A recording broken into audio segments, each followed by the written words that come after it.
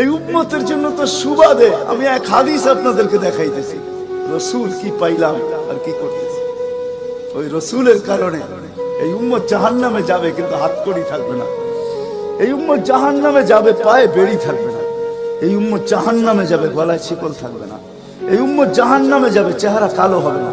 অথচ জাহান্নামীদের চেহারা কালো হবে, এই উম্মতের চেহারা কালো হবে না। একজনের চেহারাও কালো হবে না। ফেরেশতা জিজ্ঞেস করবে, আল্লাহ চেহারা তো ঝকঝকে, গলায় নাই শিকল, পায়ে নাই বেড়ি, হাতে নাই হাতকড়ি, এটা আবার কি পাঠায় দিলেন? তো আল্লাহ জবাব দিবে, আমার বন্ধুর উম্মত, খবরদার। তো ফেরেশতা মালিক জিজ্ঞেস করবে, দারোগা হাতকড়ি নেই কেন? বলছে, যেই হাত উঁচুতে ব্যবহার হয় ওটা হাতে হাতকড়ি লাগে না। যেই পাও মসজিদের দিকে চলে ওই পায়ে বেড়ি লাগে না। যেই কপাল আমার কুদরতি পায়ে জীবনে একবারও আমাকে পাওয়ার জন্য ঠেকায়া দিছে, সেজদা করছে, ওই চেহারা কোনোদিন কালো হয় না, গলায় কোনোদিন চিকন লাগে না।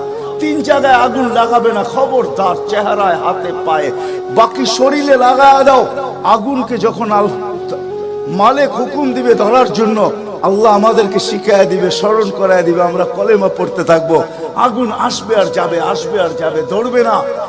একবার, দুইবার, 3 বার হবে। মালিক কোরা চার্জ করবে, লাঠি চার্জ করবে, ধরিস না কেন?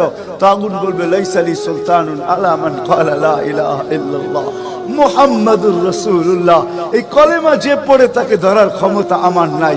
তারপরে আল্লাহ নিজে কি করবে? ইমাম কুরতুবী রাহমাতুল্লাহ আলাইহি লেখেন, ফাআমাতাল্লাহু মাউতাতান, আল্লাহ আমাদেরকে ঘুম পড়ায়া দিবে। মৌতের যেরকম ঘুমের দোয়া, মৌতের দোয়া আর ঘুমের দোয়া একই দোয়া।